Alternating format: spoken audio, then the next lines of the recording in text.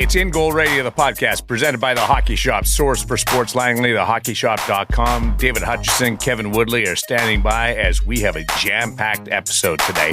Our feature interview presented by NHL Sense Arena will serve up Scott Wedgewood, who has had a remarkably adventurous journey and really settled into a home with the Dallas Stars, who are challenging for the President's Trophy right now. Our gear segment is going to focus on certified cat-eye cages. That's presented by The Hockey Shop. And the parent segment is going to dial in on, does my goaltender need to play spring hockey? The parent segment brought to you by GDI USA. As we say hello and look around the stretch drive of the National Hockey League, gentlemen, are you excited? Are you taking a last-minute breather? Where are you in your hockey consumption right now, Woody?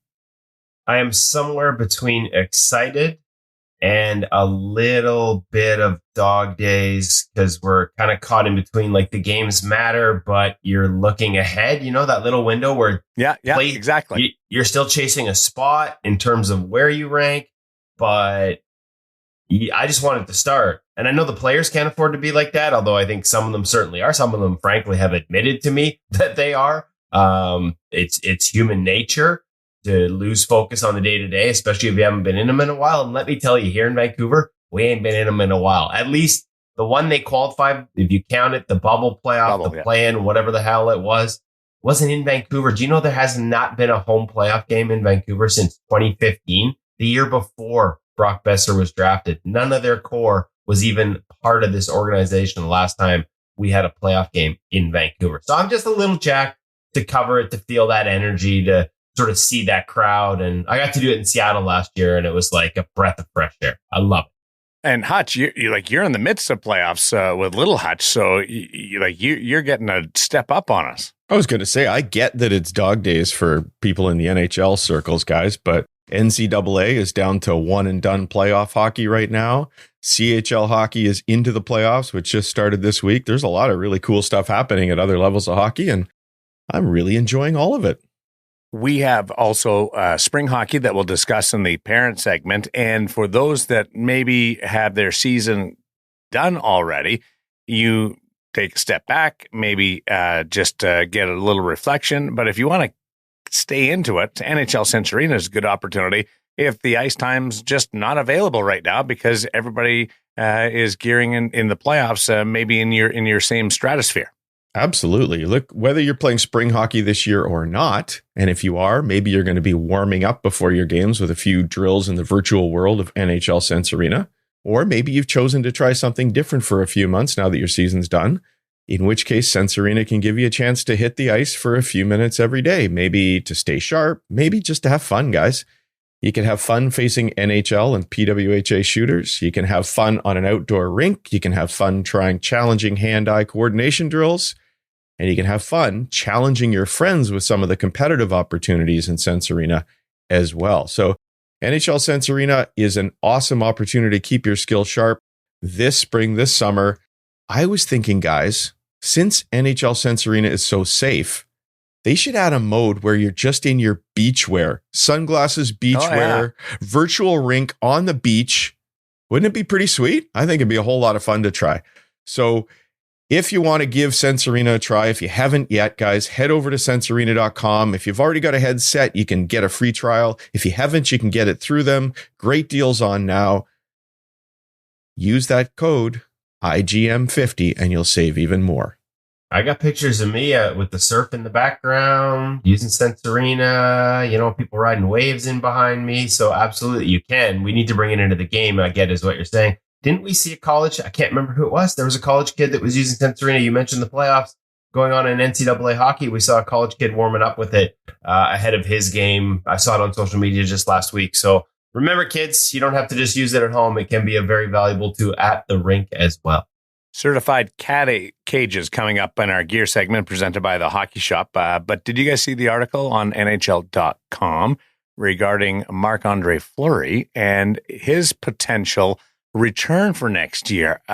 All indications had been pointed towards this being his final season, but there's an opening right now, Hutch, for the legend to return and carry on his career. Yeah, it sure looks like he's opened the door, hasn't he? He even mentioned that he'd brought in friends and family to Montreal to watch him play in case it was his last game in the Bell Center, and was maybe leaning towards it because he wasn't having fun. That's what we were just talking about, and we will talk about in the spring hockey segment. And now he's having fun again, and he's having a whole lot of success. And we've said it so many times, the NHL is way better when Marc-Andre Fleury is out there playing and showing us all how to have fun. And let's not forget, be competitive, because he mentioned what a competitive person he is as well. So I'd love to see him back, but maybe that makes things challenging for Minnesota, doesn't it, Woody? Great young up-and-coming goaltender. That little name Jesper Wallstedt might have something. Like, I got to think the development plan for him includes the National Hockey League next year. Obviously, Philip Gustafsson took a bit of a step back this year in terms of consistency, but is still showing when he's on, he's capable of high-level performances. In terms of Fleury, and obviously he said he wants to, it's kind of Minnesota or bust. I'd love to see him. Again, is there a spot? Get the band back together in Pittsburgh for one last run. But whether there is, whether there isn't, the one thing I got to say throughout, even when things weren't necessarily as fun, and he also mentioned the competitive fire he has and how maybe behind that smile, we forget how important that is, and he's rediscovered that. But his numbers have been great. Even when the raw numbers weren't great, the underlying were. He was outperforming a tough environment. That's just the job of a backup. When he was in sort of a pure backup role earlier this season, he gets the tough start. And so the raw numbers aren't going to look good. But now that as he's gotten a chance to play more, other people are seeing what the underlying numbers were saying all along. Marc-Andre Fleury, whether he gets the opportunity, wherever it is, whether he gets to stay in Minnesota, he can still play. Money will not be a factor. He stated that. And I wonder, can you go with a 2.5 goalie situation with Wallstedt playing some in the National Hockey League, and when there's a gap in the schedule, he plays in Iowa in the American Hockey League? Can you go with something like that? Florida Panthers kind of went down that path a couple of years ago. It's how the Nashville Predators broke UC Saros into the NHL. It's how the Columbus Blue Jackets broke Eunice Korpisalo into the NHL. When there were long stretches where he wasn't playing, they would send those guys down to the American League. Like, hey, I've got a game on Saturday night in Minnesota. I know that somebody else is playing it. I send Jesper Wallstedt to Iowa for the weekend where they probably play 3 games and he gets 2 of them. So instead of sitting on the bench in Minnesota, he goes down to the American League and gets 2 games. And then when it is his turn, maybe a few days or a week later, he hasn't sat on, a start for 2 weeks. The problem there is usually when teams are doing that, the third guy that's going back and forth is kind of like a career AHL guy, because all he's doing is coming up for the weekend to sit on the bench behind your starter. So finding minutes for 3 guys in the NHL, as the Montreal Canadiens will tell you this year, like, you could do it. The ones that are up and coming tend to be okay with it. The ones that are not up and coming, see Jake Allen's comments since arriving with the Devils, a little less so. I guarantee the 2 most interested people in that article were Gustafsson and Wallstedt. Watching that going, where are we going? And admittedly, the Minnesota Wild are going to take their time in sorting this out after the season. Interesting situation in Philadelphia as that scenario has played out with the goaltender coming over from Russia. I call him the goaltender because I don't want to influence Woody here.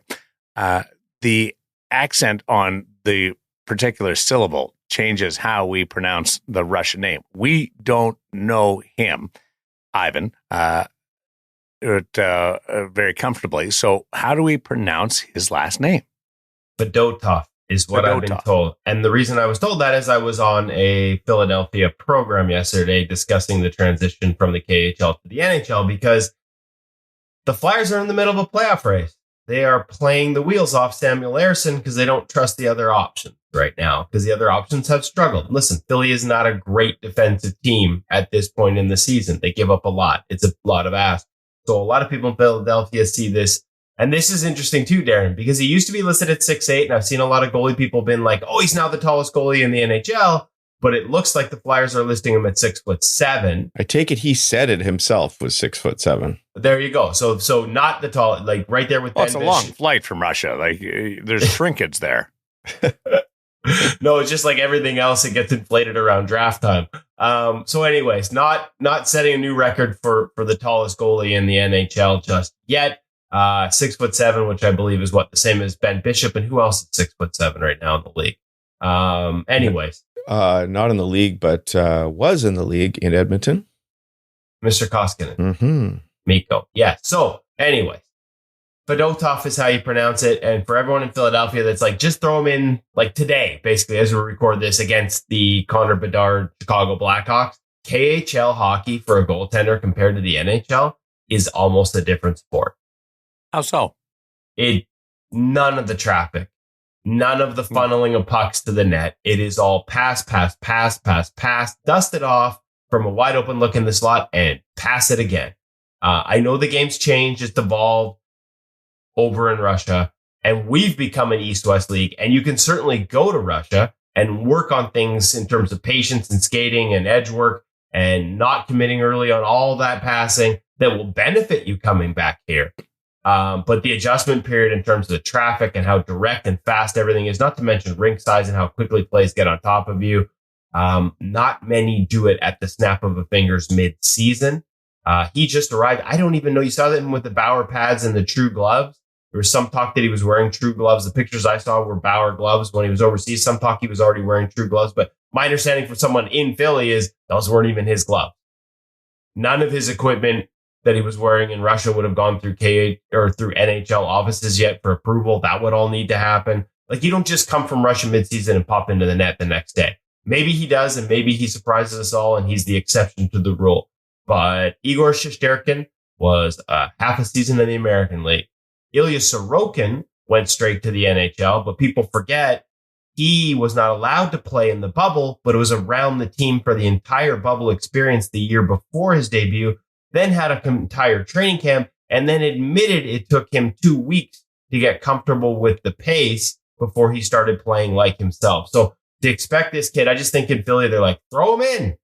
And I'm like, I don't know that that's really the best idea, even if you may not have a lot of other But the options. Flyers have made it sound like they're going to throw him in. He's their backup. You can't play Harrison every night, although they've tried. And so maybe they will. I just feel like that's a big ask. That's all. It's a really big ask for the kid to do that. Even though he's not a kid, he's 28 years old. He's mature. I've got a scouting report from somebody who actually coached against him, a KHL goaltending coach, walked me through the ups and downs of his game. And there's a lot to like there. Just a lot to ask to do it in short notice at the National Hockey League level. That does give them some insurance and a little bit of depth going into last year without Carter Hart within the organization, and he's a free agent. So we'll follow that one. Before we get to the gear segment and certified cat eye cages presented by the Hockey Shop, a really fun story following the Vegas Golden Knights and the just elevated play of Logan Thompson in the absence of Adin Hill. Like, it's been remarkable what he's been able to do. Was he rolled out a 975 since everybody predicted the demise of the Golden Knights because Aiden was hurt and they had a road trip from hell with the season on the line? Like, yeah. Talk about stepping up. Penalty shot in overtime. Enough mustard on that glove save on the penalty shot to cover my hot dogs for the next decade. Thing of beauty. Just absolutely love the swagger on that one, LT. Yeah, like what a great job. I think we've always known that's there, right? It's just been tough at times to see it consistently, maybe because you're not playing consistently. But we look at technique, we look at sort of skill set. We never get to see inside an athlete's mind, but you get these checks along the way to see how they handle big moments. And that was, man, this has been really impressive because I think a lot of people from the outside looked at what was going to happen and saw Vegas going into St. Louis, chasing them, playing really well. What are they, 7-1-1 in their last 9? Back-to-back, I know it was Patera on the second end of the back-to-back. And then into Minnesota, like, tough road trip, tons of stakes, and Logan Thompson's been brilliant. He outdueled Connor Hellebuck in the game in Winnipeg, only allowed 1 goal. 4 straight starts in which he's only allowed 1 goal. And there's something to be said. No moment's too big for him. And that confidence, and you can interpret it any way, but he loves the stage, and Hutch, there's that fine line, but being ready for that moment and embracing that moment and not shying away or showing any type of intimidation for the moment. I wish I had it. I wish I had it in life in that regard, the way that Logan Thompson's able to handle it. No, it's remarkable. And we need somebody to tell us how to package that so we can all develop that. Like, it's not something you can just decide you're going to be. It's got to be something you've developed, and to have that swagger to come in. And what an opportunity for Vegas to have somebody who can step up like that and shine in a big moment. And you have to think that this is only going to reinforce that feeling in him. So he's probably going to go from strength to strength. Things are looking up. We will see what happens as far as the availability of Aiden Hill, but it does give them some added confidence that there's a little more there in the absence of the goaltender that won the Stanley Cup for them last year, Woody. Yeah, no, it's like I said, big week for Brock alumni. That's right. Logan Thompson, right. And then Connor Unger after 1 year at Brock University, the Canadian U Sports representing at the National Hockey League level, attaboy LT, and then Connor Unger gets a contract with the Edmonton Oilers. So, I know we all talk about undrafted free agent goalies out of the NCAA, and we'll have news on them coming shortly, I'm sure, as we've had a few signings there already, and there's more to come. But nice to see that the league up here in Canada doesn't get ignored as well. So Connor Unger starting with the Edmonton Oilers, his pro career as well. So big week for Brock. Very underrated hockey. Yeah, and maybe just clearing more of a path, right? And instead of just one player going through, you got multiple, and it just widens the lane. I think it'll open eyes. We've said it before.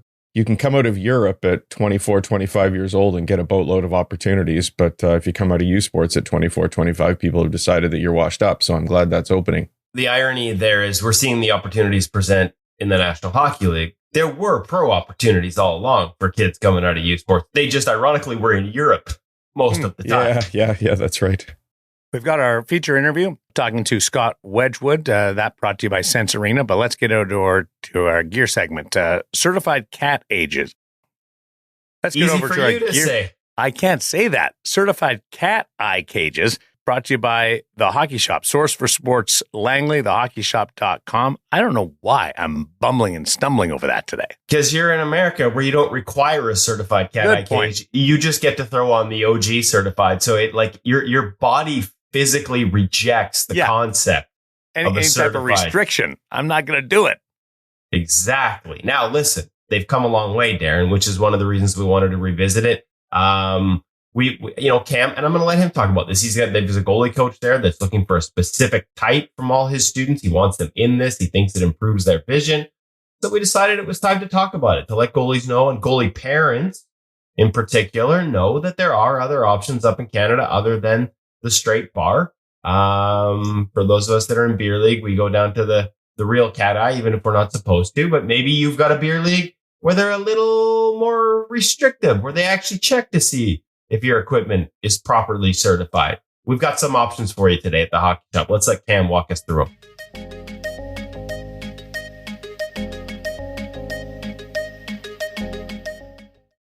Welcome back to the Hockey Shop, Source for Sports. I'm here in Goalie Utopia with Cam Matwiv, playing a little dress up. We're here to talk to you about ages. Yes. Not often talked about, but often asked for. And as of late, even had some goalie coaches requesting certified cat eyes. Regular certified straight bar. Certified cat eye. So, certified cat eye. For starters, just to clear up the muddy waters, this is totally legal for any minor hockey within Canada. That's why it's called the certified cat eye. So they add extra bars here to make sure that you can't get that stick blade through, as well as to cover up a little bit of that extra openness that would be on a regular cat eye. So why would you want one of these? Well, vision.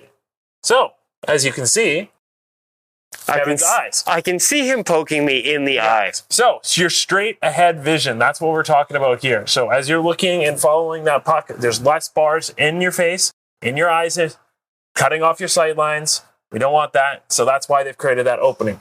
Very, very popular with European goalies that we've kind of noticed. And some of that is now transferred over into our market as well. I mean, these have been around for a little while. This isn't the first time we've seen one of these things. That said, it seems to be becoming a little bit more prevalent. We are seen to be selling more and more of them. So there must be something behind it. Kevin, what do you think of your vision so far? It's good. I mean, I'm going to be honest with you. Mm. Nobody call Health Canada, but I have a actual cat eye for beer league. Nobody checks. I actually, if we'd shot this a month ago, there would have been a little nick, little cut, because the reality is player stick blade does fit through there, as I found out the hard way, and is a little bit scary, but I'm not the brightest guy, so I continue to wear it. If you need to be in a certified cage, this is a great option. We're not saying it's for everyone. Like, I actually used to wear the straight bar and had no problems with it, but as we are hearing, I guess Cam said, from goalies in Europe, it's very popular. Yep. Goalie coaches are starting to send them in to see Cam, and so, we see it here as a stock option on the Bauer one. Yes. There's a Warrior there with the stock option. We've got it for CCM. So again, like, just something if goalies want to explore, maybe different sight lines. I feel like there is more material here on the periphery than we might see on this one. But straight ahead vision seems to be pretty good. So it's an option, and Cam's got it for a variety of different maps here in stock or online at thehockeyshop.com. So what we want you guys to do is let us know in the comments below. Which one do you prefer? Do you wear a certified cat eye? Why do you wear a certified cat eye? Do you find it's better? See, just to some user engagement, viewers, they want, comment below.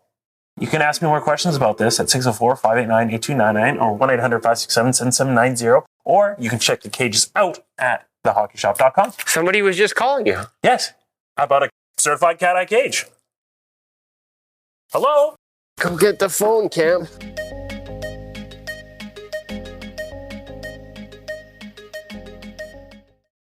That's why you go to the hockey shop, because they can walk you through something like these certified cat eye cages.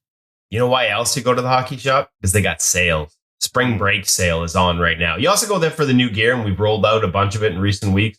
Hey, did you guys see the video? We had a true Project X stick, which we reviewed last week. Score a goal in minor hockey. I can't remember the gentleman that tagged us in it. His son scored. It might have been in Alberta. But he was using the brand new True Project X, and his kid got a goal. Dad's a goalie too. He said he's been searching for one his whole career, and now his son has. I think it was even featured on the Global News. Did a little segment on it because they caught it on video. So goalie goals, we love those. When they feature equipment that we've reviewed, we love those too. You can get your own Project X stick at the Hockey Shop or thehockeyshop.com. You can also check them out. Like I said, that spring break sale, 25% off a lot of the Bauer product as they get ready for the new Shadow line, which I saw up close with Jake Oettinger in the Dallas Stars locker room this week.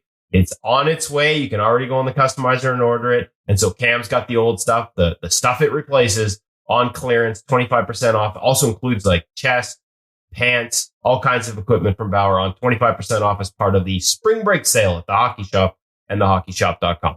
Which is a great segue into our parent segment, brought to you by GDI USA. And there's an interesting, timely conversation that's taking place regarding spring hockey right now, Hutch. There sure is. And before that, I just want to welcome the first of several new coaches program partners, GDI USA, who are presenting today's parent segment. And they're going to be with us throughout this season in some form or another, as they also choose to deliver InGoal magazine subscriptions to many of their students. GDI offers an array of programming at the including national and regional development camps this summer, mid-season tune-ups in the winter, year-round specialty clinics, consultation, advising, game and video assessments, really everything you need to learn, develop, and thrive through the course of your career. So visit gdiusa.us and check them out. And there'll be some links in the show notes, and there'll be some information in this week's newsletter as well. Okay, boys, parent segment. Does my goalie need to play spring hockey, or is it time for a spring break? I don't have a young goalie. I don't have an answer. I know I need a break by this time of the year. So yeah. Well, look, for me, it definitely, maybe it's a little bit late right now for some families to consider this, but maybe it's a good time just to be thinking about it as well. And maybe for next year as well. Do you have to play spring hockey? Options have sprung up everywhere. And there's a bit of a fear of missing out with parents as they worry that maybe their son or daughter will be left behind if they don't jump into spring hockey experiences. So just to share my thoughts, I would say don't feel you have to, but it's also okay if you choose to. But do play other sports. How many NHL goalie coaches, guys, have told us kids can't catch anymore? How many have told us that it's really important to be an athlete first? And By the way, if you do play other sports, don't feel that pressure to go play at the rep level. Do you remember years ago, guys, Adam Francilli on the podcast told us that he thinks it's important that you go out and play a sport not at the rep level. And why is that? So that you can just focus on exploring your athleticism and it's not all about winning. Just go out there and have fun and be an athlete. So, but back to spring hockey. First off, it's a business and it's generally expensive. And that doesn't mean it's a bad thing. Someone's providing an experience for your kid and it's okay to run a business. But I would suggest that you go out there and evaluate it, guys, like a business as well. Is it good value for the money? In general, you're not getting a whole lot of goalie development in most spring programs. So to me, it's all about the games. How many games is your kid going to play for that money that you're spending on spring hockey? Also ask yourself, what does your goalie need the most right now? Did they play a whole season without much goalie coaching? If that's the case, then maybe the money you're thinking about spending on spring hockey would be better spent on private coaching or maybe some really good camps, something like that. Build up those goalie skills when you haven't had the opportunity in season. On the other hand, if they were with a team that gave you some great goalie development and you feel like their skills have progressed a lot this year, then maybe you do need to take some time and just get out there and play some games. And then maybe spring hockey's for you. My son has had many opportunities to play spring hockey over the years. And sometimes when it was a unique opportunity, like a different level of competitiveness, different group of friends or something, then we had him play. And there were other years we just didn't think the value was there for him. It wasn't the right thing. So he didn't play. We passed up an expensive trip to California one time because it was going to be a whole lot of money and there'd be 2 goalies there. And that's a lot of money to play 2 or 3 games.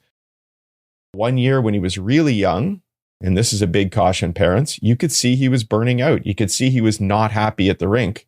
And so we just pulled him out of hockey. He went and played house baseball and had the time of his life. And later on, we said, you don't even have to go back to hockey if you don't want to. But after a nice long break, he was ready and it was his choice. And this year, playing at the CHL level, admittedly, it's the longest season he's ever experienced. The gear's going away when he comes back. He's going to play house league baseball. He's going to hit the golf course a whole lot. The most important thing when you're making your spring hockey decision, everybody, is make sure your kid's having fun. Make sure they continue to enjoy the game when next season comes along. That's my 2 cents, boys. Well, if Carey Price needed to put the gear away every summer until August because he felt it reinvigorated him when he hit the ice, there's a lesson there. Obviously, not every kid's playing as much as he did when he was at the Montreal Canadiens, but it's one I always reflect on. One we've heard more and more was in the Dallas Stars locker room this week. Jake Oettinger, a little bit of a forced time off the ice because he had the surgery last offseason that a lot of people didn't know about. But he felt better for it going into this season, having had that break for the first time in his career. So the one question I had, but Hutch, the coach says if I don't play spring hockey, I'm not going to have a chance to make the rep team next year because all the other kids on the rep team are playing spring hockey this year. Yeah. Look, if I don't even know how to respond if you're tied up in a political situation where it's the same coach. That would be tragic. I can tell you that I've seen a whole lot of goaltenders play high-level spring hockey over the years that are no longer in the game. So it's a long-term play. And I would be very sad for you if you're in a situation where you really feel that pressure. And somebody really wants to have a chat about it and reach out, feel free to talk to a whole lot of parents as they make some of these decisions. And you can reach us, parents, at ingoalmag.com. One statement, one question. I think this is the statement. Every player, goaltender or skater, should have a first skate of the year, which means you've stepped away from the game for a little while. You shouldn't just go all year and never experience that joy of walking back into the rink for the first time in a while. And that's part of regenerating your enthusiasm for the game. And that goes for every sport because some other sports can go year round too. The question is, if you are going to play spring hockey and you're a goaltender, should you be looking at a good team or a team where you're going to get more shots? Because it's spring hockey, maybe a team that's not going to be on the upper echelon is better for you as a goalie. I think that probably is an entire parent segment because it relates to next season as well. And it's a question we've had here over the years many times. I would say it's a really hard question to answer, Darren. And I would also go back to why are you choosing spring hockey? If it's about the games, then playing on a really, really good team where you see 15 shots a game is probably not a great experience for you. If it's about something more than just the games, playing on a really good team, you're going to face those really good players every day in practice. So there's advantages on both sides of it. I think it really depends on the scenario. And I think we'll revisit that one maybe closer to the season as people are looking towards what they might do this year. Fun stuff. Great insight from our goalie parent in David Hutchison. Well, let's get over to our NHL Sense Arena feature interview, Scott Wedgwood. And this has been a journey. He's signed with 3 different organizations 3 years in a row, like free agent, free agent, free agent. And now that he's in his early 30s, he's really developed a home in Dallas. But for a 3rd round pick, he had to find his way to this stability right now. It's a really fun and impactful process that he went through. Yeah, and we've had him on once before, and we walked through as he was going through that and settling in Dallas. And putting up really good numbers to get that opportunity. Again, this is one of those situations where I was seeing the underlying numbers. They were really impressive. Sometimes when you're in a backup role, the raw numbers don't jump out as much because you're getting the tough starts. And so this was just a chance to catch up with him and just sort of talk goaltending as opposed to getting into his whole backstory. For the backstory, I really recommend, because it was a great interview. Go back and listen to the first time we had him on. But man, no shortage of insights here. We ended up going a full 40 minutes on what we planned to be 20, and he shared all kinds of, right down to technical advice, when to look off the puck.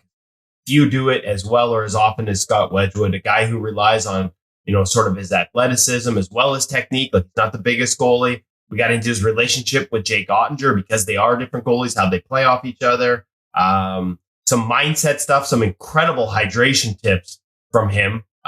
This thing is loaded with great advice, and the favorite kind of advice, it applies at every level. You don't need to be in the NHL for what Scott Wedgwood has to say today to resonate and help you become a better goalie.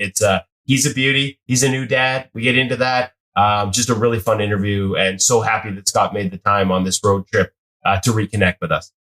Awesome stuff. NHL Sense Arena feature interview, Scott Wedgwood of the Dallas Stars on InGoal Radio, the podcast.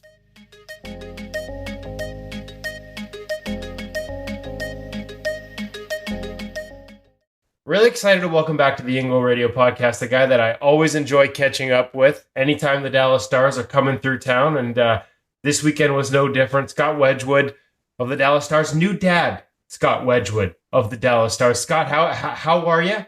Has that dad strength kicked in yet?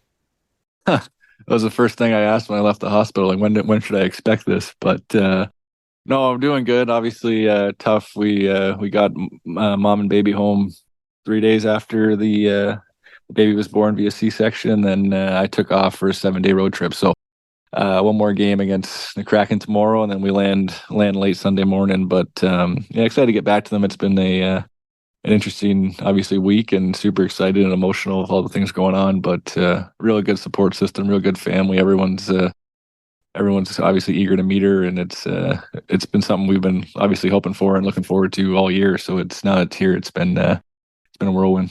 Well, I mean, the smile on your face yesterday as we talked, about going through that and parenthood, like, was about as wide as I've seen at any point in the NHL, and I've covered a couple of cup finals and winners, so I know how much you're enjoying it. I also know that is a tough. I'm not sure that enough people understand just how tough that is. Hey, listen, you guys are professional athletes. You're compensated well, but having to be away from moments like that at times like that from family is part of the job that I'm not sure enough people appreciate how hard it can be. Yeah, I was feeling for Heiskanen this year. We were in New York, and his wife gave birth, and I think he left, less than 2 days after baby was, just introduced to the world. We were shorthanded D-man. We were shorthanded on injuries, and he was kind of, asked, and, he made do for the team. So he stepped up there. But that first night I flew into Arizona a day later just to meet on game day. I was going to bed that night when we got to the hotel, and, I'm an emotional guy, but, a few tears in the eyes, and we have obviously baby cameras and stuff I can check in on and all that stuff. But I'm just, what's she thinking? What's she doing? And it's just, it's crazy. And now everyone says it, but it just it takes you over, and it's, feeling for her, feeling for mom. Obviously, we got some help in town, which is nice for them. But obviously, was trying to pull my weight when I was around, and I'll have to pick it up, obviously, Sunday when I get back for sure. Okay, now the one thing we do hear from new parents, perspective. We can, as goalies at every level, but especially yours at the highest level of the game, we can tend to live and die a little bit on results and how we're playing and what goes on at the rink. Does it, I mean, it's early, right? Like, you've only been a dad for a little while here, but does it sort of put some things in perspective for you? Can it be something that, you look at and it's like, okay, like, yes, my job is super, super important and I want to be the best at it, but there are other things in life. Yeah, I mean, I've only played in one game and we won it, so that was a good start. But no, I mean, I wear my heart on my sleeve and want to be good every night, and obviously that's not the case in this position. But yeah, obviously getting home to the dogs for the last few years has always been one thing where they don't care, and now obviously with a baby, she won't understand it either, and I'm sure that'll be something as kind of like the mental toughness, right? You're gonna have to work on it, and obviously not want to bring anything home and bring a bad attitude or anything like that. But I think just off the top of my head, thinking about how it's gonna go. I mean, walking in, seeing her, regardless win or lose, and I think that's probably top to bottom with a lot of the guys in the league. It just completely rewrites your hardwiring, and to definitely a lot more to it. And just now it's all about her and keeping her healthy and happy, and then obviously play this game as long as I can, so she can hopefully get to see it and remember it as life goes on. It's obviously been my whole personality in life, and want to be able to share that with her as long as possible. Okay, so we've had you on before. I mentioned welcoming you back to the podcast. It's been almost 2 years since we last talked to you in this format. So I'm going to highly recommend everybody go back and check out episode 183. But it also means Scott is off the hook a little bit today in terms of, man, when we get you on for the first time, I think I really made you deep dive into the history and the roots of the position. And you were so great with it. This time we just want to focus on like the last couple of years, some of the lessons that you've taken away as you've established yourself and sort of found a home with the Dallas Stars, working with Jeff Reese. Maybe let's start with Jake Oettinger's there. Great up-and-coming young goaltender in the National Hockey League. Your role working with him, obviously competing to be the best you can be when you play, but also working with a young goalie who's breaking into the league. What kind of advice, what kind of lessons have you learned, maybe even from Jake, in terms of him doing a few things probably different than yourself? I think what's worked so well is as soon as I got here, it was kind of, I got a couple lifelines off waivers, a couple late trades, and was able to kind of claw my way and stick and keep my head above water for a long time. And then, when Dallas picked me up, I think I only played 7 or 8 games for them there before the first round against Calgary. And as soon as I came in, I was close with Tyler Seguin my whole life. And he was like, man, we got this stud young guy in Oettinger, and he wants to play every night, but he's got to understand that he can't. And that was kind of the first thing that Seguin told me. And then obviously I met him and saw him play, and he's an absolute stud. So it was, one of those situations where I was like, listen, like I'm, at that time, 29, turning 30. I just want my own job. I want to stick. I want to be in the National Hockey League. I want to stay. And I don't know what his perspective was when they traded for me, obviously an older guy. But I'm sure that they had reiterated to him, like, hey, like, you're going to be the guy, you're going to be the future. We're going to base this around you. And our early conversations, like, dude, like, I don't want your job right now. I don't even have my own. So I think that kind of groundwork of me just being like, hey, like, I'm going to play when they tell me to play. And I'm obviously going to do my very best to earn more ice time, but I'm not here to, overshadow you or try and, hope that you do poorly so I can get in the net. And I feel like early on in a lot of careers, that kind of is the AHL way of, it's tough to find great partners. And I think with just that early backstory between the two of us and communication, we were obviously talking as his contract's up next year, mine's up this year. And you just kind of play GM in your head. He's like, you're not going anywhere. He's like, I've never had a partner that, you get 4 + 5 X amount of years together, how great that would be. And the way that we both, work well with Jeff Reese and, kind of been able to share that net a little bit more this year with him getting a little bit of a workload last year and, maybe wearing on him a little bit more than anybody would have liked with me being out. But, like you said, that ability to be good partners, to play and just kind of coexist has been, I think, what makes us both, tick so well. Jake's a student of the position. Your appearance with us on Pro Reads, how you saw the game, how well you read and anticipated things was a real treat. Are you guys comparing notes? Like, as much as you play different games, and Reeser probably works with each of you in different ways at times, are there, do you have one of those relationships where there is a lot of back and forth, a lot of communication in terms of what you're seeing out there, what might work here or what might work there? Yeah, it's funny. Like, obviously, I'm aggressive, use my feet, and kind of make guys miss. And he's, a big body where he kind of says, if you're going to beat me, you got to beat me perfectly, and just gets, I wouldn't say gets hit because he's still reactive, but he obviously can use his size to a better advantage than I can. And there'll be times with like a screenshot and like a shifting, butterfly save, and it just hits me and sticks to me, and I'll call it my otter save just because I don't have to catch it. But, we talk in between, TV timeouts and stuff, and I'll come over and I'll make a stand-up glove save, and he'll be laughing. He's like, I don't know how you do that. I'm just standing straight up, making a glove save, a guy underneath the hash marks. And, he's probably more or less in a push off a reverse or kind of the way he plays it. But, there's times where we've both asked each other questions. Just, guys walk out of the corner. I tend to overlap. He likes to sit inside a reverse, and he's got everything covered. And if I go into a reverse, they got half the top corner. So obviously very different in technical abilities and technical reads. But I think it's just interesting with, the way that the team plays for us both doesn't really change. It's more just, I think the two of us see things a little bit differently of how we would approach it. And then if, things go wrong, there's questions to be asked. I get in a reverse. I don't like the way I push off on one side, or sometimes I grab skate, or, I get a guy coming down a wing that's going to look short side and do a wraparound. He integrates, I stay out, but then I got a harder push. He integrates, they try and go short side shoulder. So it's like we give up different options. So it's almost like a different look every time.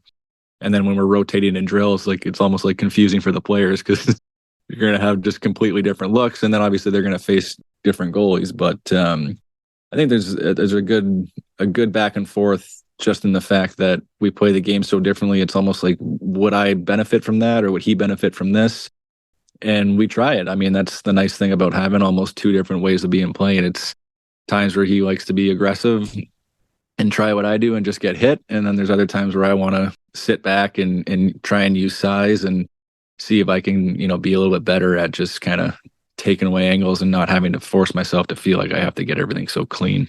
I love that. And within that, I wonder how much as like you said, there are situations where you can't play it the same way as him, just from a square footage standpoint, right? Like it's funny because being in the locker room last night after you guys clinched another playoff spot, congratulations, by the way, on that. I forgot how big he was. I almost forgot just how big Jake was. And, so there's times where you're not going to get a shoulder to the crossbar. And yet, do you think being able to do things different ways, not just to your strengths, but sometimes just, like in practice, a different look? Have we seen it? Is there any value in unpredictability at times for shooters to maybe get a different look here and there for, this young generation that's coming up expecting the same thing perhaps every time from goalies they're facing? Yeah, I feel like, with the new-ish age of the reverse, and, I think a lot of the times if guys get below the, face-off dots or bottom of the circles, everyone's almost in that reverse, and I want to hold my feet as long as possible. If I don't have to go down, I won't.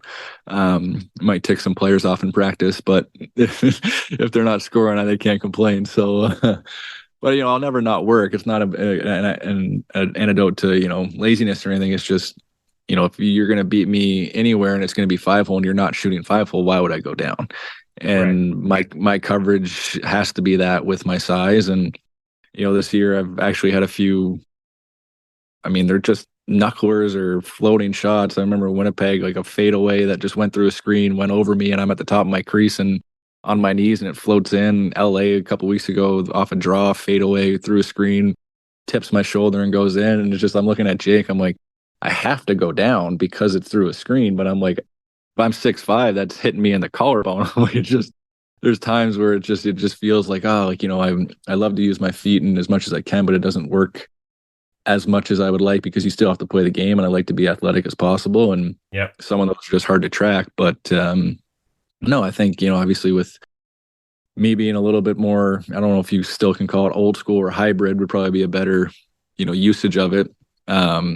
I find that, when guys on the team even come in different shootouts and you go down to Jake, you go down on me, and, they're looking to go somewhere and it's just standing up hitting me, it's probably a little bit confusing for sure. But I think the nicest thing that we both do is we work on our feet. I think that's one thing that he's really progressed in, and he was never bad at it. It was just more, I'm love to skate and do goalie drills and, your crease movement stuff. And he loves to obviously work on his reverse and his slides and his positioning. And I kind of get myself out of trouble with my ability to skate. So it's almost a perfect tandem in the sense that, the drills that I work on help him and the drills that he works on help me, and probably makes Reister's job a little bit easier because no matter what he does, somebody's getting something out of it.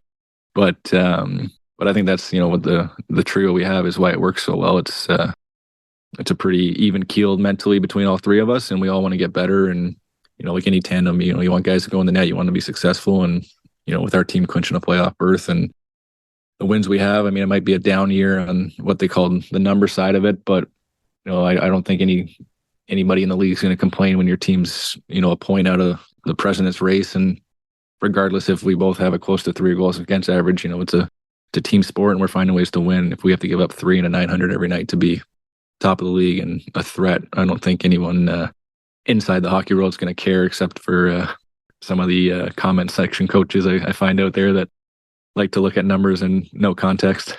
Well, for the comment section coaches, the adjusted numbers that factor in for quality both paint a very positive picture. Thank you very much. And by the way, 900, we're hitting the point where 900's going to be league average at pretty soon, for crying out loud. Like, it's at the end of the day, there is no way. I've come to this point, Scott, where I barely even look. It used to be I never looked at goals against average, and now I barely look at save percentage. Like, from one team to the next, depending on your defensive environment and what you face, it might as well be apples and oranges. Yeah, I can't stand that new GSAX. I don't get that stat. I get it. I just don't understand why it has any value when there's no threat. If Ovechkin's taken 61 timers from the top of the circle and you put a goalie coach out there and takes 61 timers from the top of the circle, there's no value change in that shot. If it's a screen, if it's momentum of the in your end for 2 minutes, but they throw a point shot from the blue line through 8 people and it hits a skate on the back door and goes in, that's a negative goal. Like, it doesn't make a whole lot of sense to me. I get why they have it, and maybe I'm going to be a complainer on it because it hasn't been maybe the best year for me and Jake in that sense, but it just doesn't value the sport to me in any sense. It doesn't take into consideration screens or tips or any of that, does it? Well, there's one company that does, and that's ClearSight. And guess what? It was founded and created by a former NHL goaltender, Steven Valiquette, who wants to make sure he adds as much of that context as I think what you're talking about. You need as much context as possible. But even within that, even if you can add screens and tips, and they have, when it comes to screens, I think they have 4 or 5 different types, layered screens, defensive, like multiple types. So they're doing their best to give as much context as possible. Nobody talks about time and space. Yeah. Systems. It will never be like, because there are times as a goaltender, right, where you're reading off your own defenseman and maybe they don't do what they're supposed to or expecting to, and we're not complaining about it as goalies, but it happens. And you're where you're supposed to be. Puck goes in anyways. That's never accounted for. Whether a guy's at the dot with his head up looking and nobody with a stick on him versus a guy at the dot who's being checked heavily, has a stick on his stick, is under pressure with no time and space. Those are 2 totally different shots. Yeah. No, I just find that, in the grand scheme of things, it's never going to be picture perfect on either side of it. I just think it's, but it's funny because no one in the actual room or goalie coaches or goalies ourselves care about it. It's all the outside sources that don't watch the game and look at a number sheet and they're like, oh, well, XYZ has -5 goals against this year, so he's been trash. But it's like, I had the best year of my career. I'm 16-5 or whatever it is in 20 something starts. Like, how are you upset? Even if I have 4 goals against average and my team scores 5 and we give up 4 a night, I ain't upset. But obviously there's apples to oranges in every situation, and this is one of them. Damn media. That's what it is. It's us and the damn media. It's our fault. It's you. It's us. I gotta hang up now. Okay.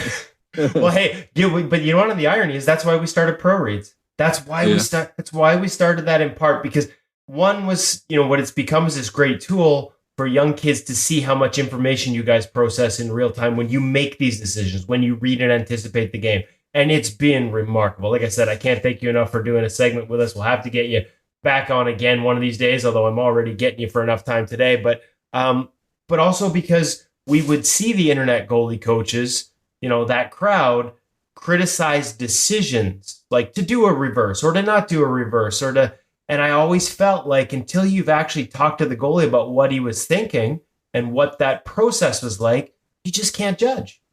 Yeah. And it's hard to also, there's 64 of us in the world right now doing it, and doing it call different. it 70, and none of them do it the exact same. Yeah. And obviously, it's a great sport. Everyone plays it. There is a very I find the jump in the highly skilled players in the last 3 to 4 years has jumped exponentially from 4 or 5 years prior of how quick the game is, how good they are at shooting. Every kid coming in can play the game as the top tier guy. There's a few guys that separate themselves, but there's no longer, when you get a fourth line out there, that's just, you're going to get 6 cookies on net. It's, the fourth line guys have just as much skill as the guys that are playing top minutes. It's just, there's not enough mouths to feed. Yeah. So you got some guys in. Go ahead. Sorry. No, sorry. Go ahead.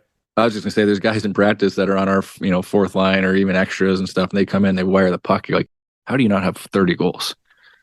It's a tight checking league, but it's just like these guys have skill. I mean, I think that funny video was it Jeff Carter dressed up and went into like a men's league game, and he like was in like Cooperalls and stuff, and no one could touch the puck. But I guarantee if he had a bad shift, there was 40 people on social media hating on him. But it's like he goes out there with the average folk, and you can't even sniff the puck, let alone touch it.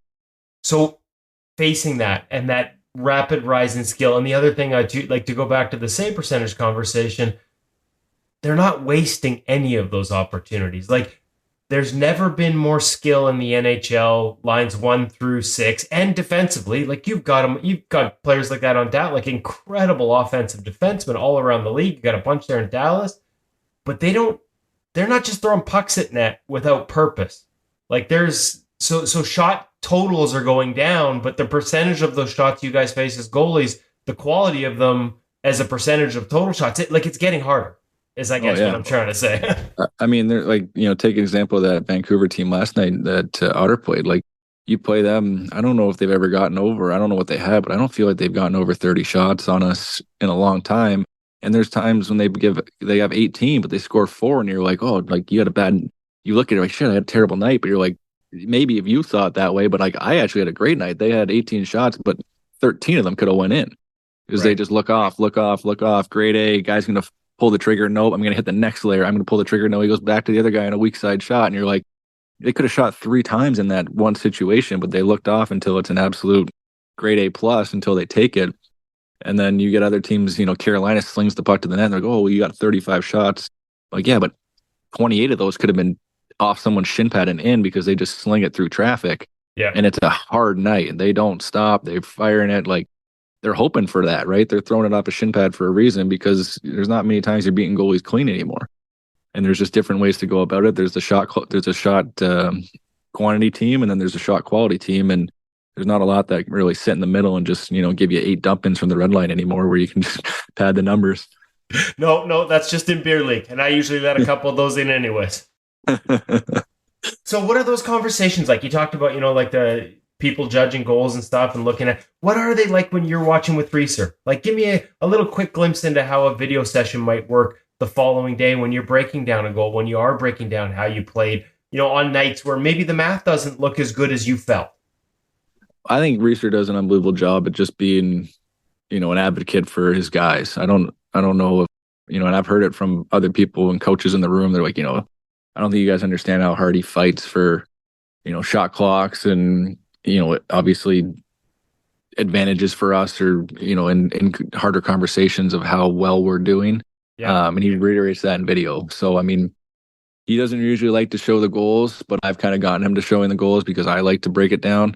And he's, comes up to me after a game, great game, good win or whatever. And then, probably my second talking point is the goals. Like, he's like, yeah, but you did good. I'm like, I know, but I don't need to, in my mind, I don't need to do any better on the ones I stopped. I want to do better on the ones I've missed. And I like to break it down because I like to get it off my chest. Okay. And I think that's been one thing over the last couple of years that he's maybe had to switch a little bit is we have to talk about the goals. and I like to see them in video and kind of things, just because to me it's almost like you're cleaning the dishes. You got to get the dirt off and go about it, and that's kind of how my mind likes to erase it. But he's always, first one, he's always got his notes on the screen. Great handle here, great positioning. Look at your checkoffs. I mean, the big thing that I find when I play well is I have to work, and that's not just up downs. It's checkoffs. It's a lot of shuffles. It's moving my feet and just not sitting in a reverse. Like my whole, I guess, mantra of my game when I'm well is working is head checks, a lot of shuffles, not getting planted, a lot of grabbing my feet back as quick as possible if it's in dead zone areas and like the corners and things like that, and then trying to quickly play the puck behind the net. If I get back there and hold on to it, usually a little bit more chaos ensues. So doing everything quick, but I just think when I get to an aggressive use my feet kind of check off mentality, there's not many nights where I'm gonna have a bad outing when I'm properly working. This one might be better suited for a pro reads one of these days, but when you talk about head checks, obviously you mean looking off the puck. Advice for young goalies on when you can do it, because I have seen a lot of young goalies, like right up to higher levels, like prospect levels, that the goalie coaches of the world at the NHL level see them and say they don't do it enough. They're not looking off the puck enough. Advice on when to look for those moments, when it's safe to look away from the puck and scan the ice and make sure you're taking note of where everyone is and what hand they are and all those important pieces of information. Yeah, I think I don't know if it's a personal thing that I do differently, but every face-off I have a count. Is it 4 lefties, 1 righty? Is it 3 and 2? Is it a one-timer up top? Is it so? I mean, if you even want to use this clip next time we do it, we were playing LA my last start, and it was late, early-ish in the third, maybe 5-6 minutes into the third. I had counted the rush, and it was 2 lefties, 1 righty, or sorry, two lefties, 1 righty, and they were in our zone. Puck got rimmed around a couple times, and I didn't have a chance to check, and we got into just like a scrum on the wall. Puck was pinned, and I saw the righty's hand, and I was like, okay, found the righty. And right as I kind of said that to myself, the puck popped out, and they threw it to the slot all alone, and I'm like, it's a lefty. It has to be. There's no one else on the ice that isn't a righty, and I saw that guy popped out. He went. I took away middle. He went lefty back into my low glove, sealed it. Big save. They had just scored. It was 4-1 with like 16 minutes left. But it was just one of those situations where that pays dividends for me, because even in like a 3-man rush, if I have a righty and everyone else is a lefty and the righty made the pass, that righty's on my back door. The only other option is a lefty 1T back to the middle if they went weak side. So I always check hands, and that's a big thing for me. And I check that early. I check that on line changes. If they're in a rush and they do a delay, I look off to the bench and see who's coming. Is it a lefty? Before games, the lineup board always has, a count. And if I know there's only 3 righties and 2 of them are defensemen, everything's coming from my left side. I'm big on hands. I like that. It just kind of gives me a little more confidence of where I want my pushes to go. But as for when to check off, obviously rushes, you want to know numbers. So if you have a guy, a team breaking out to 3-on-2, you got 2 guys wide. It's a quick check. You can kind of see the whole thing breaking down. Obviously after saves into rebounds, if it's going to the weak side and everyone's shifting over, I like to check off net. If they rim the puck and it's going to a D-man, I always look off to the backside if we have coverage. If someone off the weak side wall is beating our guy back door and you have a lefty to a righty back door, a lot of the times that shot's going off net for a tip. Stuff like that. I mean, There's times you can't, but you get frozen. But I mean, the most you can do, if there's a guy in the corner and most of the time they're not shooting threats, they got a guy in the high slot, it's just a quick check to see where he is. If they don't make the pass, you already knew he was there. I think the thing that gets guys a lot is when you don't know someone's there is when they score on you. Right. When you get surprised, right? It's like everything hurts more when you don't see it coming. So I think obviously there was a time in San Jose, it was a tough game mentally with, the crowd and how kind of boring it was. But that Zetterlund came over the blue line, and I was a little bit late on a check, and I was like, shit, I probably should check my weak side. I checked weak side. He pulled up at the blue line, and as I was looking back, the puck was in the air. And it wasn't like a dangerous thought. He just kind of threw it towards the net, and I quickly got a blocker on it. It was probably going to miss the net, but it kind of caught me by surprise, and I was like, shit, if that would have went in, it would have probably been one of the worst goals given up in the league this year. But it was just, I was late on my check and I'm like, oh, now I need to check. And he was probably looking for a change and just slung it towards the net. But, there's situations where, sometimes you get a little bit of tunnel vision and they go back door and you just got to hope that you're quick head on it and you get in the right position. But the most you can, or as much as you can find people, obviously, I think it gives you a lot of options to read the game better. Funny because I'm like, that is just gold, by the way. I'm going to pull that whole clip and like go look for examples. It's going to become separate articles on the site. It's just absolute gold, Scott, for young kids to hear that. But you talked about working. When you're at your best, you're working. And I thought of physical. You talk about getting up off posts and not staying down and things like that. But you're working mentally the whole time, and it sounds like that's the key, right? Like when you as soon as you relax in a building that is like a morgue, frankly, in San Jose right now, as soon as you're not engaged mentally, that's when something like that can happen to you. Yeah, and it's hard. I think a thing that I've kind of almost dug more into is a golfer's mind, right? It's him and the ball 4 nights in a row, and he can't make a mistake. But in between shots, he's got 2 minutes or 10 minutes of walking, and then he's got to focus back in. And there's some nights where you don't get a shot for 8 to 10 minutes, and then you get a breakaway or something like that. And it's just like, for them not to shank the ball for 4 straight rounds and be as good as they are, in that same aspect, we got a period where you're on a power play or a penalty kill and you get 6 shots in 45 seconds. And then there's other nights where, you get out of the first period and you have 1 shot. And it's just like, that mental aspect to stay in it. I find that when I'm working and, challenging myself in that aspect, I find that I don't really think and like get into that, dead headspace, for lack of a better term, and then just kind of get lulled to sleep. It's more like, okay, every time they come in, even if I don't get a shot, I'm checking off, working off my post, I'm shuffling, I'm staying, square to it the best I can. And finding the puck through screens is the hardest thing in this league that I think has become, because of the layered screens, because of the size of people, how quick the puck moves. They have options. You get a team that rolls in the D zone and your team gets forced into a man-on-man and guys are peeling off on other sides and they're interchanging and drop passing, and you're trying to, obviously stay on puck, but also know, okay, now the righty and lefty have switched sides. They're no longer one-timers, but the guy that wasn't a one-timer is now a one-timer, and you're just trying to find everybody, and you got 6'5" forwards in front of you that are trying to screen you.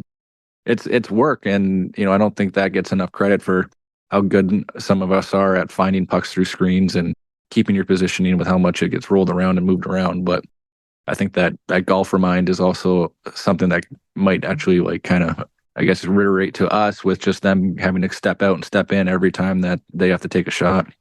It just keeps you mentally engaged in those. And like you said, if you're thinking like that, you're thinking about process and you're in the moment. Because the other part about golfing that I always make the analogy to goaltending is it's really easy. I heard Jake say it last night, and I know I read a quote where he'd said it last week, as he was trying to reset a little 1 shot at a time mentality. And I've actually used to cover PGA Tour and I've actually ghost wrote a couple chapters of a book for a guy up here, and that was sort of the philosophy.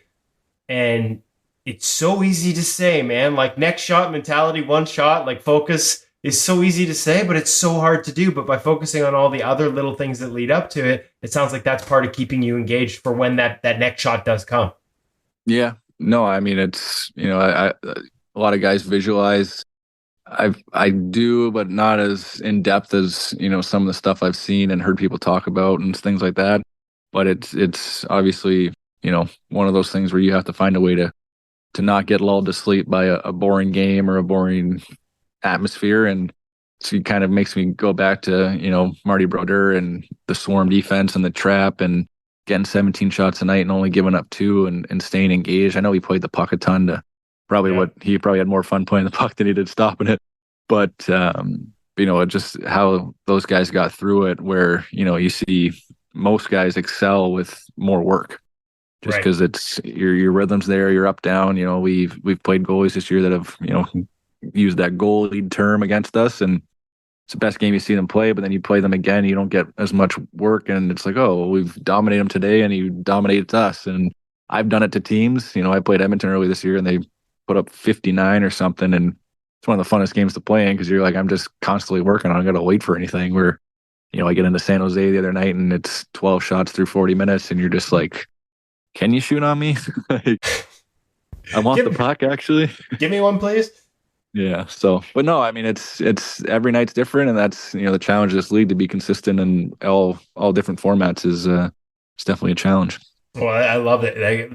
Being good when you're not busy is a challenge for everyone. So it's great advice to have it. The other one, I just want to go to the golf analogy because again, Jake mentioned it the other night, like he felt like he was letting the game come to him, and much like golf, goaltending might be one of the few positions in all the sport where you can't just try harder.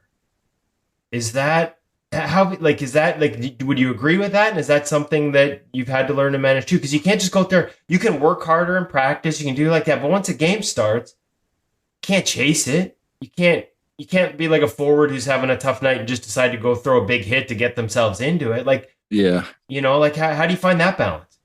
I find that, earlier on in my career, and not even earlier on, honestly, in the last couple of years, like there's times where you're like, all right, I'm ready to go. Game starts. They got 2 in your first 10 shots, and you're like, I'm not even having a bad night. I feel good. But then you like in your mind, you're like, all right, let's go. Like that's it. They're done. But then you get to the point where it's like, I'm going to push hard. They make a pass from the goal line to the blue line. You like try and aggressively push and get zoned in. And then they go to the weak side and you make another hard push. Then they throw it and it hits something and goes in. You're like, well, what the hell? Like, I'm working so hard here. Like, that was my best 2 pushes of the night. I'm top of my blue paint. I'm, doing everything. I shifted properly and it's in the back of your net. And then you're like, kind of like steamroll, like, all right, well, now you got to work harder. Like, instead of it just being like, okay, like, do the proper work, go back to your process. And, there's not every time it's a bad goal. It's just the way the game works. But there is times when you tense up and you try and work harder, you take more ice, and all of a sudden they're on a 2-on-1 and you're 2 feet outside of your blue paint for no apparent reason. They make a pass and it's a backdoor tap in, and you're like, well, shit, like I was working so hard.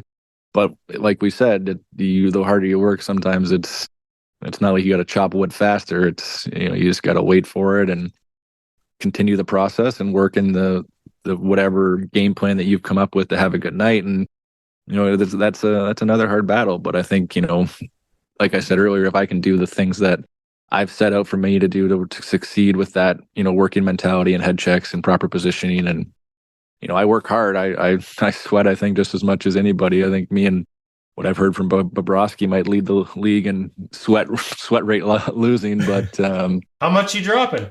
Oh, I'm practice. I'm like 7 to 10, and games I'm 10 to 12, depending on the workload. I don't know. I just feel like I'm in a sauna suit half the time. Wow. There's not a lot of warm building in Dallas too when you're playing at home. Yeah, I don't know. I've worked with nutritionists in our sports science team and stuff, and the day after I swell up because I got so much sodium in me trying to retain water. But it's just for whatever reason I'm one of those heavy sweaters. But have you had to adopt a plan for that? Because I've had that question from like guys that are moving up to junior, and they're like, they're having dehydration and cramping issues, and they've reached out to us like, hey, is there any advice? I've actually linked them up with guys like Jaguar who went through that in his career. Other guys, I'm trying to think of Dan Ellis he was 175 pounds and would lose 12 in a game, right? Like to try and help these young goalies find ways. What's the key for you? So I did a sweat rate test with the University of Detroit Mercy. There was a lady that worked at our gym. We did like a DEXA scan and a sweat rate test, and it was a couple years ago, but I feel like the numbers were like, if you were to have, I think she just used like the Propel drink because they had, I don't know if they had 100 milligrams of sodium or something in it, but she's like, if you were to do an hour workout and then you were just to drink Propel as your sodium intake without adding any salts or anything to it, so you would have to drink like 36 Propels after an hour workout to replenish the sodium level that you lost in like my sweat rate thing. So then that's when I added in, we have like Live Pure and Element Teas and Relight and all those different salts around the room now. And I load up that. I load up a carb powder because a lot of it too is if you're not replenishing carbs with sodium or even salt and you're just drinking water, you're actually not doing anything for yourself. So now I used to just do a ton of water with salts, and Angie Ashe, who runs Elite Nutrition, work with her in the summer. She does a lot of MLB stuff. She's got a few books for viewing your body and stuff. I feel like I'm going to ruin her book name. I might look it up here real quick, but you can always text me later and we can add it to the show notes. Yeah, no, I know. It's send her some love and some links. Yeah, she does elite sports nutrition. So I've been working with her for years and trying to get through all that stuff. And she's just been such a useful, outside source that I've done as a registered dietitian. Does all her books, does a lot of athletes, things like that. And she was like, honestly, like the problem is you're probably eating a banana between periods and having, one water bottle with a little bit of salt in it. She's like, you're probably getting in maybe 20 carbs to 40 carbs a game. And between, the game, I would like you to almost get 100 carbs an hour with how much you're sweaty and how much water you're losing. So my biggest thing now is I'm getting, calories in with carbs while playing. And it's honestly changed everything. Like I can leave games, still sweat a lot. I probably dropped it down to probably 6 to 8 pounds depending. But my ears used to pop. I used to not be able to really want to eat after games just because you take such a shocking load to your body. I was just like, even after practice, they're like, all right, we'll get some food in. I'm like, I don't want to eat. I just want to go home and crawl into bed and just let my body reset. So honestly, it's been a lot better since we kind of had conversations about, just how much I actually need to replenish the carbs with the salts. And it's just been, I'm still not the most knowledgeable person on it, but just having those people in my corner, and we've hired some new strength and nutritionists on the team this past summer that have jumped on board and helped a ton with just fast acting carbs and those honey stingers and gel packs and stuff. And Jake and I have been taking them during TV timeouts just to quickly, fix your glycogen and your sugars and all that stuff as we're going. And obviously they're the science behind it, but it's been a nice little change that I can leave games and practices now without feeling like I just got hit by a bus. That's nice. That's that's probably a bonus. Hey, listen, speaking of being hit by a bus, I think I said we're going to talk for 15, 20 minutes. I just looked down, it's 40. Dude, as usual, I've taken up more time than I said I would, but you and I get talking about goaltending, all the things around it, and man, I just can't thank you enough. I really, really, really enjoyed this conversation. And whether it's nutrition or look-offs, skating, there's so much in here for the young goalies that listen that are going to take away. Scott, I thank you, man. Really appreciate it. Of course. Yeah, no, I like to talk. I feel like the media world's not too far away from me when my career's done. I don't know what it's going to be, but our coaches here the other day joked, they're like, I feel like you're going to be like a Marty Biron when you're done. And I was like, honestly, I don't know what I'm going to do, but I feel like, I like to give information back. I like to help. And obviously, teaching the game to the next generation to hopefully do it better is not a bad way to go about it. Well, I was going to ask you, first off, there's a lot more runway left in the career. So absolutely. Let's start with that. Yeah, like you said, you've got a new little one at home, and we want her to get to see you play, to be old enough to sort of really appreciate what you've done in your career. So that's the first one. But is the way you talk and the way you explain and the way getting to work with one of the best in Reeser, is coaching something when that day does come where you'd ever consider it? Yeah, I don't know. I feel like I honestly would more like to be the head of the ship as a head coach. We don't have enough of those. We need more of those. I know. I don't know if you get enough of a voice as a goalie coach or just a goalie in general in the locker room. But no, I don't know. I do that. People bring up the panels and all that stuff every once in a while to me, but it's just it's an unknown area yet. I think until I have to cross that bridge and figure out where I want to go, it'll be something. But people say I interview well, I talk well, and kind of can, I guess, portray my opinion without sounding too lost is quality to keep. Absolutely. It's been excellent, and it's been our pleasure. So thanks again, Scott. Hey, enjoy one more on the road trip, and then enjoy, I'm guessing, just be careful driving home. You'll be in a hurry because I know how happy you will be to be back with the family. Congratulations on everything. Can't wait to watch the Stars on the long run through the playoffs, and knowing how much more it's going to mean when you get to go home and share it all. Yeah, absolutely. No, I appreciate it.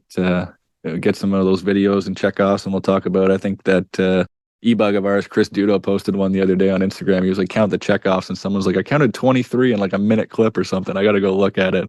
Yeah, he's a good buddy of mine now. He's our EBUG, but he's been taking like warm-up videos of everybody and a ton of me and Jakey as we play. And he's like, "Do you mind if I post this?" But he's got some funny stuff of how we move around the net and stuff. So it's been cool to see myself from a different angle in the stands.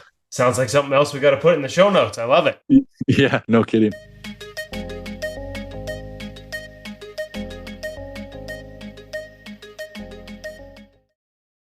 Boy, like my notepad is full after that. I just kept writing things down. And the hydration part is something I don't personally get exposed to as much. That was fascinating.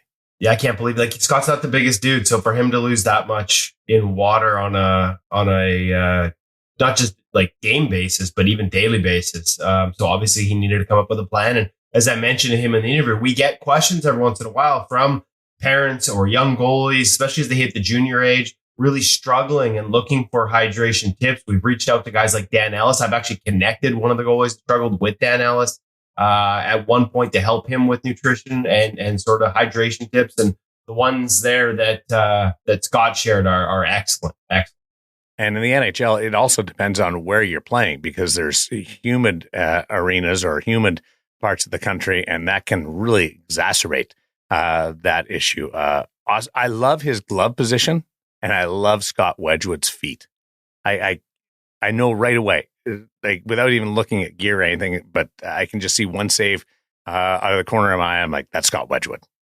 Yeah, he's and wears a different angle glove. You know, it's funny. We talked about how he wears that different angle glove when he was first in town at the start of this season. I have that interview somewhere. Now that you've mentioned, I feel like I need to pull it out for a separate segment on Scott Wedgwood's glove. Really, really cool stuff. What's happening over at the website, InGoalMag.com? You know what? We got a nice new drill up there, courtesy of Cam Talbot and Mike Buckley and the Los Angeles Kings. Simple warm-up drill I watched them do, but I couldn't help but notice during that drill, subtle with Talbot, a little more exaggerated with David Rittich. On releases, just a simple skating and release drill, but a little bit of retreat, a little bit of what the Bruins would call recoil, what the Kings call motion. Had a good conversation with Buckley and Talbot about that. And so we've got that drill up, and it's, again, like Wedgwood's advice about looking off the puck and some of those different elements. It applies at every different age. This is a drill that you can do to get your feet and your hips moving at the start of a skate, get your eyes moving, your hands moving. And if you want, like the Kings, work in a little bit of that motion in your game to help you with the recovery movements. It's a good one, and it's up now at InGoalMag.com as well. A new pro reads every week, like we do. Your chance to sit down with NHL goalies and see the game through their eyes, read the game through their minds, and get better for it.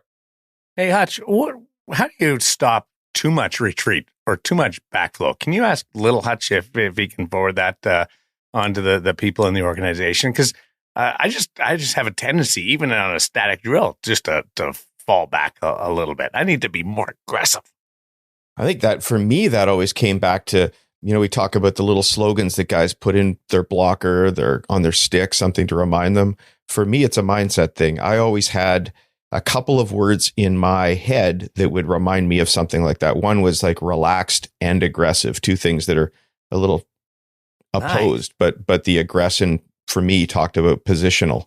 There are certainly a few tricks that you can try and practice to support a goaltender working on that. But I think a drill like this is a great place to put it, because you can stop at any time and sort of say, yeah, went a little too far there.